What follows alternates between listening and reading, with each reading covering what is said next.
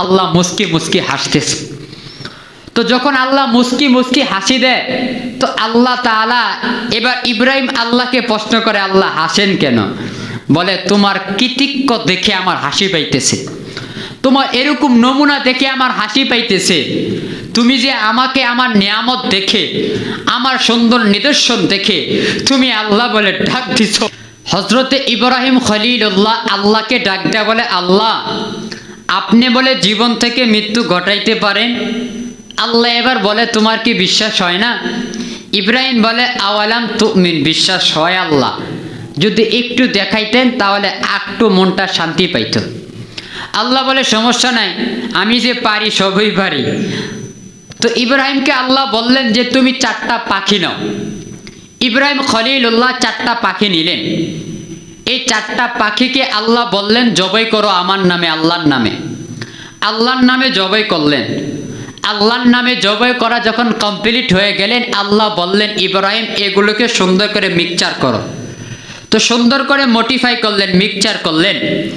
Mixture যখন complete হয়ে গেলেন, আল্লাহ বললেন এগুলোকে পাহাড়ের মধ্যে, 4টা পাহাড়ের মধ্যে এই 4টা গোস্ত রাখে আসো। তো ইব্রাহিম খলিলুল্লাহ আল্লাহর কথা মতন সবগুলো 4টা পাহাড়ের মধ্যে 4টা পাখিকে রাখলেন। রাখার পর এবার আল্লাহ তাআলা বললেন, ইব্রাহিম তুমি ময়ূর বলে ডাক দাও। ইব্রাহিম খলিলুল্লাহ এবার ময়ূর বলে ডাক দিতে দেরি, ময়ূর চলে আসতে দেরি হয়নি। ইব্রাহিম খলিলুল্লাহ কাক বলে দেরি হয়েছে, কিন্তু কাকটা আসতে দেরি হয় নাই। ইব্রাহিম খলিলুল্লাহ তখন আল্লাহকে একটা চিৎকার করে ডাক দিয়া বলেন, আল্লাহ আল্লাহ। যখন এই ডাকটা আল্লাহকে মারছে, আল্লাহ মুস্কি মুস্কি হাসতেছে। তো যখন আল্লাহ মুস্কি মুস্কি হাসি দেয়, তো আল্লাহ তাআলা এবার ইব্রাহিম আল্লাহকে প্রশ্ন করে, আল্লাহ হাসেন কেন? বলে, তোমার কৃতিত্ব দেখে আমার হাসি পাইতেছে, তোমার এরকম নমুনা দেখে আমার হাসি পাইতেছে। তুমি যে আমাকে আমার নিয়ামত দেখে, আমার সুন্দর নিদর্শন দেখে তুমি আল্লাহ বলে ডাক দিছ, আমি আল্লাহর অনেক ভালো লাগে গেছে। যে আল্লাহকে চিনছে, যে আল্লাহকে বুঝছে, যে আল্লাহকে খুঁজছে, সে আল্লাহকে নিয়ে তালাশ করে। না হলে তো ওই আব্দুল কাদের জিলানির ঘটনা আমি এখানে এখন বলেই ফেলতেছি, যেই তো সুযোগ পাইছি আজকে বলেই দিই।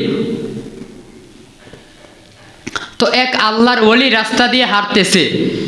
যখন আল্লাহর ওলি রাস্তা দিয়ে হাঁটতেছে, এই পাশে আর একটা যুবক যুবতী হাঁটতেছে। তো হঠাৎ করে ওই আল্লাহর ওলি নিচের দিকে মাথাটা নিয়ে আল্লাহ আল্লাহ আল্লাহ বলতে হাঁটতেছে।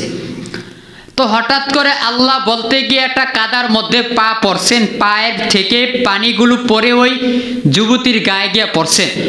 যখন যুবতীর গায়ে গিয়ে পড়ছেন, ওই যুবতীর বন্ধু, যুবতীর ভালোবাসা লোক আসিয়া আল্লাহর ওলিকে একটা জোরে চপেটাঘাত মারছে। যখন চপেটাঘাত মারছে, সাথে সাথে আল্লাহর ওলি ওখানে ইন্তেকাল করছেন, মারা গেছেন। তার ধ্যান শুধু আল্লাহর দিকে, তার খেয়াল শুধু আল্লাহর দিকে। যখন ইন্তেকাল করছে, ইন্তেকাল করার পর ওই যুবক যখন বাসায় গেছে, গিয়ে দেখে ওই নারীটাও মারা গেছে। তো ওই যুবক এবার ডাক দিয়া দৌড়াইয়া চলে গেলেন আল্লাহর ওলির কাছে। গিয়া বলে ওই যুবকে, ওই আল্লাহর ওলির জবান থেকে আল্লাহ আল্লাহ আল্লাহ কলব থেকে বের হচ্ছে।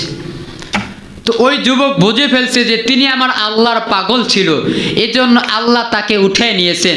আর তিনি বেয়াদবি করছে, বেয়াদবি করার কারণে আল্লাহ তাকে উঠায় নিয়ে জাহান্নামের কীট পতঙ্গ বানিয়ে ফেলছে। তাই আল্লাহকে খুঁজতে হলে এরকমভাবে মগ্ন হয়ে খুঁজতে হবে যে জায়গার মধ্যে শুধু আল্লাহকেই পাওয়া যায়। আর এখন তো দুনিয়ার মানুষ আল্লাহ নিয়ে তালাশ করে না, এখন মানুষ দুনিয়া নিয়ে তালাশ করে। এখন মানুষ দুনিয়ার মুখে পাগল হয়ে গেছে। যখন তুমি দুনিয়ার পাগল হইবা, আল্লাহর কসম তুমি দুনিয়া নিয়েই মরবা, দুনিয়া নিয়েই মরবা, এটাই বাস্তবতা।